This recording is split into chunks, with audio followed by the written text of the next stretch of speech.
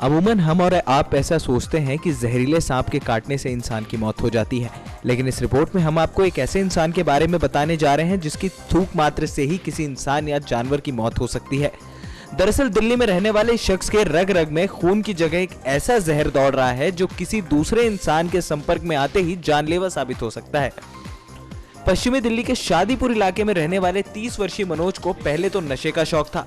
धीरे धीरे ये शौक एक खतरनाक लत में बदल गया और ये लत इतनी ज्यादा हो गई कि शराब से लेकर खतरनाक ड्रग्स तक के उसके शरीर पर असर करना बंद कर दिया। अफीम, गांजा, चरस और हीरोइन और डोडा जैसे खतरनाक ड्रग्स ने भी जब मनोज के शरीर पर असर करना बंद कर दिया, तब उसने सांपों के जहर को लेना शुरू किया। आपको बता दें कि मनोज को ये लत कम उम्र में ही लग गई थी और इसका असर ये हुआ कि अब मनोज के पूरे शरीर में खून की जगह जहर बन चुका है। यहाँ तक कि अब उसकी थूक भी इतनी विषैली हो चुकी है कि अगर कोई उसके संपर्क में आ जाए तो उसकी मौत हो सकती है।